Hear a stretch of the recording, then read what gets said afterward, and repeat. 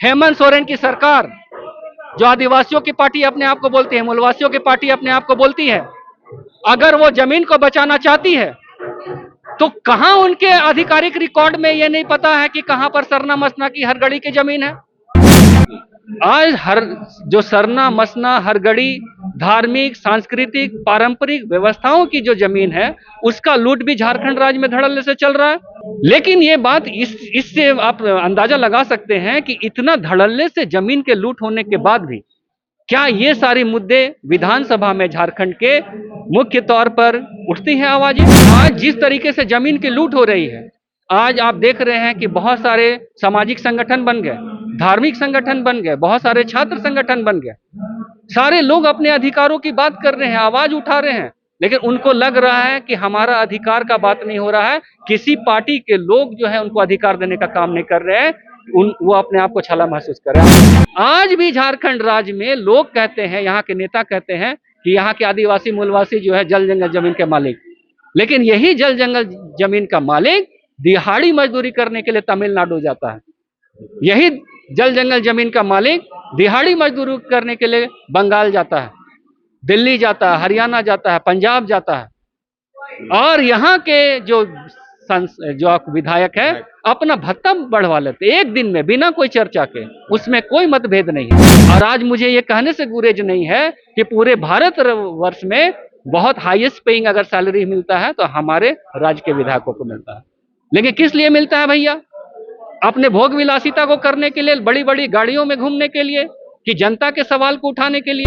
आज 500 करोड़ का विधानसभा बना, यहाँ के आदिवासी मूलवासियों ने जमीन को दी, लेकिन जिन आदिवासी मूलवासियों ने 500 करोड़ के विधानसभा को बनाने के लिए जमीन दी, वो अपने अधिकार की लड़ाई आज तक लड़ रहे हैं, उनका आवाज मुखरता से कोई उठाने वाला नहीं है, वो अपने आप को छला हुआ महसूस करते हैं। अभी जो हालात झारखंड राज्य की राजधानी रांची का बना के रख दिए, जो हालात झारखंड का सबसे बड़ा त्योहार प्रकृति पर सरहुल का में जो माहौल बना के रख दिए, आज बोला जा रहा है कि इसको राजनीतिकरण कर दिया गया।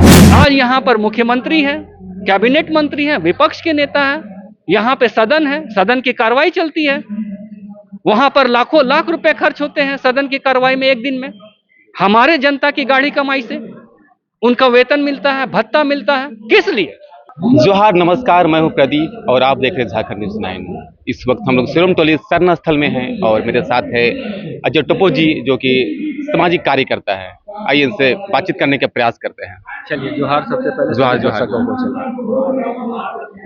प्रदीप सर, बताइए कि आज का जो बैठक रखे हैं आज समाज जो सरना स्थल में, क्या उद्देश्य है, क्यों बैठक रखे, अचानक मतलब बैठक रखने की जरूरत पड़ी आपको? देखिए, आदिवासी समाज हमेशा से संघर्ष करता हुआ समाज है, ईमानदारी से अपना जीवन को यापन करने वाला समाज है, और आप शुरू से अगर इतिहास को आप देखेंगे आदिवासियों का, तो ईमानदारी पूर्वक वो हर लड़ाई को लड़ा है, और शोषण तो उस पे मतलब सैकड़ों वर्षों से होता रहा है, और उसको हमेशा संघर्ष ही करना पड़ा है। और इसी इतिहास के कड़ी में आप देखेंगे कि आज़ादी की पहली जो लड़ाई हुई, जो 1857 के क्रांति को वीडी सावरकर के द्वारा भारत का पहला क्रांति कहा गया, लेकिन कार्ल मार्क्स ने 1855-56 के ही जो आपका हुल था सिद्धो कान्हो का, उसको बोले कि भारत का पहला जन क्रांति है। और उसके बाद पहले आप तिलका मांझी को देखिएगा तो दशकों पहले जो है वो है ना, अंग्रेजों के खिलाफ लोहा लेने का काम किए थे, लेकिन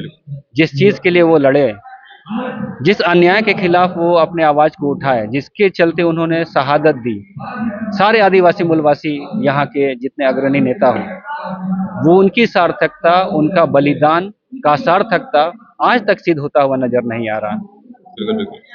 भारत आजाद हुई, भारत का संविधान लागू हुआ, और संविधान में आदिवासियों को खास करके विशेष प्रावधान प्राप्त हुए, चाहे वो 5वीं अनुसूची के रूप में हो, 6ठी अनुसूची के रूप में हो, या फिर आपका विल्किंसन रूल हो, रिजर्वेशन हो, जो रिप्रेजेंटेशन में उसकी भागीदारी की बात करता है, तमाम चीज उनको मिले।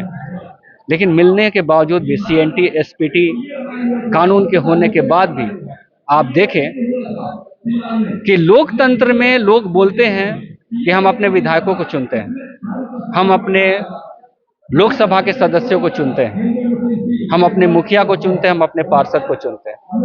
तो हम तो बचपन से पढ़ते आ रहे हैं, आखिर चुनते क्यों हैं? तो हमारी आवाज सरकार तक पहुंच सके, हमारी जो ग्रीवेंसेस है, हमारी जो दुख तकलीफ है, हमारे साथ जो अन्याय शोषण हो रहा है, उसके अधिकार के रूप में किस तरीके से उसको हटाया जाए, जो शोषण हो रहा है उसको उससे हम मतलब ऊपर उठ सके, इस आवाज को उठाने के लिए प्रतिनिधित्व का प्रावधान हमारे संविधान में किया गया है। और सबसे बड़ी चीज है कि आज तमाम पार्टी का गठन हुआ, चाहे वो कांग्रेस हो, जो सबसे पार्टी यहाँ 1885 में गठित हुई, और उसके बाद आप देख रहे हैं तमाम पार्टियों का यहाँ पर गठन हुआ। आज भाजपा है, आज जेएमएम है, आज आजसू है, और अभी हाल फिलहाल में जेकेएलएम है। बहुत सारी पार्टियों का गठन हुआ और सभी पार्टियां ये दावा करती है कि हम संविधान को मानने वाले लोग हैं। क्योंकि आप देखेंगे जब कोई विधायक बनता है तो शेड्यूल 3 के हिसाब से ओथ लेता है और उसमें आर्टिकल 188 के तहत वो संविधान के शपथ को लेके विधायकी का शपथ लेता है। लेकिन बात यह है कि हम विधायकों को क्यों चुनते हैं? एक साधारण आदमी क्या विधायक का काम कर पाएगा? क्या एक साधारण आदमी मुखिया का, पार्षद का काम कर पाएगा? नहीं कर पाएगा। लोकसभा के सदस्य का भी काम नहीं कर पाएगा। पावर दिया जाता है और यहाँ पे दो शब्द हैं, एक पावर और एक अथॉरिटी। पावर और अथॉरिटी में अंतर है। पावर मतलब हो गया कि हम शरीर से बलिष्ठ हुए किसी को मार दिए, वो मेरा पावर है। लेकिन किसी को जब लीगलाइज पावर दिया जाता है उसको अथॉरिटी कहा जाता है। जैसे मान लीजिए पुलिस स्टेशन के कोई थानेदार है तो उसको पुलिस स्टेशन में सारे चीजों को देखने का एक अकाउंटेबिलिटी के साथ उनको अथॉरिटी मिला है, एफआईआर करने का अथॉरिटी मिला हुआ। लेकिन क्या साधारण आदमी किसी के खिलाफ एफआईआर कर सकता है, लिख सकता है? नहीं लिख सकता। तो उसी तरीके से हमारे जो विधायक हैं, हमारे जो सांसद हैं, उनको प्रतिनिधित्व करने के लिए एक अथॉरिटी मिला हुआ है। उनके पास लीगलाइज पावर है कि वो अपने बातों को रख सकते हैं, अपने बातों को मनवा सकते हैं, बिल के रूप में ला सकते हैं, कानून बना सकते हैं और लोगों के अधिकारों का संरक्षण कर सकते हैं, उसके विकास के लिए काम कर सकते हैं। लेकिन आप इस बात को समझिए कि झारखंड के गठन के लिए बहुत वीर शहीदों ने बलिदान देने का काम किया। बहुत सारे लोग नाम लेते हैं वीर शहीद निर्मल महतो का, बहुत सारे लोग नाम लेते हैं आज जयपाल सिंह मुंडा का, बहुत सारे लोग नाम लेते हैं अनेक महापुरुष का, AK रॉय का, बहुत सारे लोग नाम लेते हैं जिन्होंने झारखंड गठन के लिए अपना सर्वस्व निछावर कर दिया। झारखंड भी बनी, झारखंड में लोकतांत्रिक प्रक्रिया भी बहाल हुआ। आज यहाँ पर मुख्यमंत्री हैं, कैबिनेट मंत्री हैं, विपक्ष के नेता हैं, यहाँ पे सदन है, सदन की कार्रवाई चलती है, वहां पर लाखों लाख रुपए खर्च होते हैं सदन की कार्रवाई में एक दिन में। हमारे जनता की गाड़ी कमाई से उनका वेतन मिलता है, भत्ता मिलता है। किस लिए? आखिर यहाँ के जो मूलभूत चीजें हैं उन चीजों को उठाने के लिए, उनके अधिकारों की बात करने के लिए। मैं अब ये चीज पूछना चाहता हूं कि 5वीं अनुसूची में ट्राइबल सब प्लान का भी बात होता है। आज हर जो सरना मसना हरगड़ी धार्मिक, सांस्कृतिक, पारंपरिक व्यवस्थाओं की जो जमीन है उसका लूट भी झारखंड राज्य में धड़ल्ले से चल रहा है। लेकिन ये बात इससे आप अंदाजा लगा सकते हैं कि इतना धड़ल्ले से जमीन के लूट होने के बाद भी क्या ये सारे मुद्दे विधानसभा में झारखंड के मुख्य तौर पर उठती हैं आवाजें? नहीं उठती हैं। तो आज आदिवासी मूलवासी समाज, झारखंडी समाज के लोग अपने को छला हुआ महसूस कर रहे हैं कि जिन प्रतिनिधियों को हम लोगों ने अपने बातों को उठाने के लिए चुना, चाहे वो किसी भी दल में रहे, सारे लोगों ने हमें छलने का काम किया है। और आज जिस तरीके से जमीन की लूट हो रही है, आज आप देख रहे हैं कि बहुत सारे सामाजिक संगठन बन गए, धार्मिक संगठन बन गए, बहुत सारे छात्र संगठन बन गए। सारे लोग अपने अधिकारों की बात कर रहे हैं, आवाज उठा रहे हैं, लेकिन उनको लग रहा है कि हमारा अधिकार का बात नहीं हो रहा है। किसी पार्टी के लोग जो है उनको अधिकार देने का काम नहीं कर रहे हैं, वो अपने आप को छला महसूस कर रहे हैं। आप देखें बोकारो में क्या हुआ, विस्थापितों का अधिकार के लिए लोग लड़ाई लड़ रहे थे, वहां पे लाठीचार्ज होती है और एक हमारे भाई को शहीद होना पड़ता है। आज आप विस्थापितों का ही हाल देख लीजिए, किस तरह का विस्थापन झारखंड राज्य में है। पूर्व में विस्थापन तो था ही, यहाँ के सरकारी योजनाओं को लागू करवाने के लिए, संयंत्रों को लगाने के लिए, रेलवे स्टेशन को लगाने के लिए, एयरपोर्ट को लगाने के लिए, टाटा को लगाने के लिए, BSL, HEC, मेकॉन, जितने भी संयंत्र है उसको लगाने के लिए उनके जमीनें गई। वो तो पलायन हुआ ही सरकारीकरण के तहत। आज भी झारखंड राज्य में लोग कहते हैं, यहाँ के नेता कहते हैं कि यहाँ के आदिवासी मूलवासी जो है जल जंगल जमीन के मालिक, लेकिन यही जल जंगल जमीन का मालिक दिहाड़ी मजदूरी करने के लिए तमिलनाडु जाता है। यही जल जंगल जमीन का मालिक दिहाड़ी मजदूरी करने के लिए बंगाल जाता है, दिल्ली जाता है, हरियाणा जाता है, पंजाब जाता है।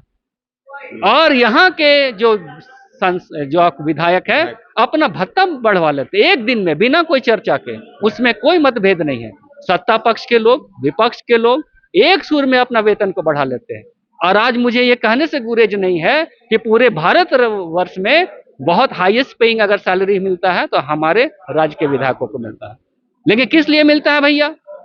अपने भोग विलासिता को करने के लिए, बड़ी बड़ी गाड़ियों में घूमने के लिए, कि जनता के सवाल को उठाने के लिए? आज 500 करोड़ का विधानसभा बना, यहाँ के आदिवासी मूलवासियों ने जमीन को दी।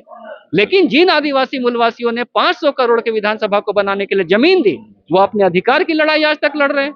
उनका आवाज मुखरता से कोई उठाने वाला नहीं है। वो अपने आप को छला हुआ महसूस करते हैं। उस सदन, उस क्षेत्र के जो विधायक है भाजपा के हैं। सरकार यहाँ पर जो है वो महागठबंधन की है। दोनों लोग इस बात का दावा करते हैं कि हम आदिवासी मूलवासियों के, झारखंडियों के जो है विशेष अधिकार के बात करने वाले पार्टी है, उनको संरक्षण करने वाली पार्टी, उनको संवर्धन करने वाली पार्टी है। लेकिन आज एचईसी इलाके के जितने गांव के लोग विस्थापित हुए, आज डिस्प्लेस हुए, अपने जमीनों को छोड़ दिए, लेकिन भूमि अधिग्रहण अधिनियम के हिसाब से तो काम नहीं हो रहा है कि अगर सरप्लस जमीन थी जो आपने वहां पर जिस पर्पस के लिए जमीन ली उसको उपयोग नहीं किए, तो उस जमीन को वापस करने का काम तो आपने नहीं किया। उसके अलावा उनको जो जमीनें दी उनको मालिकाना हक देने का भी काम नहीं किया। अगर उनको आज ये प्रमाणित करना हो कि झारखंडी है, तो किस खतियान के आधार पर वो प्रमाणित करेंगे कि वो झारखंडी है? ये बात हमारे विधायकों को नहीं समझ में आ रहा है, ये हमारे मुख्यमंत्री को नहीं समझ में आ रहा है, ये नेता प्रतिपक्ष के को नहीं समझ में आ रहा है, जो कि खुद आदिवासी है, मूलवासी है, झारखंडी के भूमि पुत्र हैं। तो इसी तरीके से ये लूट झारखंड राज्य में ये हुआ। और ये अभी वर्तमान की सरकार की बात नहीं है, ये पूर्ववर्ती सरकार की भी बात है, अभी की भी बात है। और यही मनसा अगर चलता रहा तो आने वाले सरकार में भी यही तरह का जमीन लूट होता रहेगा।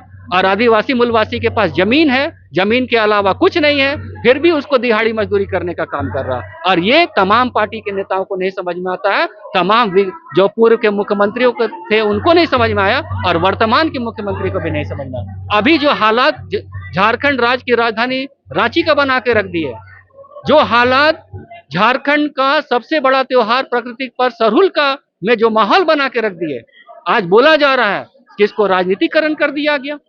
तो राजनीतिकरण का जो सवाल हम करते हैं कि राजनीतिक किसी भी राज्य में, किसी भी देश में कौन सा मुद्दा नहीं होता है? कौन सा मुद्दा राजनीति नहीं होता है? जो भी राज्य के लिए नीति बनाने का मुद्दा हो राजनीति है। यही मुख्यमंत्री ने फाइलों में हस्ताक्षर किया होगा, तब स्मार्ट सिटी की योजना झारखंड राज्य में लागू है। अगर भाजपा के द्वारा स्मार्ट सिटी का बनाया जा रहा था तो भूमि अधिग्रहण जो किया जा रहा था वो राज्य सरकार के द्वारा भूमि अधिग्रहण किया जाता है। कोई सेंट्रल गवर्नमेंट आके यहाँ पर जमीन को भूमि अधिग्रहण करने का काम नहीं करती है। तो आपकी भी सहमति थी, तभी जमीन अधिग्रहण किया जा रहा है या फिर क्रिया किया गया। और उसके बाद आप एक एक रुपया में यूनिवर्सिटी बनाने के लिए लोगों को बुला बुला कर यहाँ पे जमीन दे रहे हैं, हमारे बाप दादाओं की जमीन को। क्या उस यूनिवर्सिटी में एक भी आदिवासी का बच्चा पढ़ पाएगा जहां लाखों करोड़ों का रुपया का फीस के रूप में किया जाएगा? यह किस तरह का विकास का बात हो रहा है? किस तरह का विकास का बात हो रहा है? आज जितना भी यहाँ संयंत्र लगा, टाटा लगा, तो क्या टाटा में यहाँ के लोगों को नौकरी मिल रही है? नहीं मिल रही है। वो लोग दिहाड़ी मजदूरी करने के लिए भी वहां आंदोलन कर रहे हैं, नहीं मिल रही है। ना मुआवजा मिला, ना नौकरी मिली, जमीन भी गई। तो इस तरह का विकास कब तक झारखंड में आदिवासी समाज के लोग देखते रहेंगे कि उसके जमीन पर बड़े बड़ी इमारत बनेंगे और उनका ह्यूमन रिसोर्स के रूप में डेवलपमेंट नहीं किया जाएगा और वो केवल झाड़ू पोछा करने के लायक रह जाएगा? तो जिसका जमीन था, जो मालिक था, वो नौकर बनने के लिए विवश हो जाएगा। और जिसने उसके जमीन पर घर बनाए, उसके घर में झाड़ू करना, जूठन बर्तन साफ करना, यही सब उसकी नियति लिखी है। आज नगर निगम में आप जाकर देखिए, जो झाड़ू मारने का काम कर रहा है, कौन कर रहा है भैया?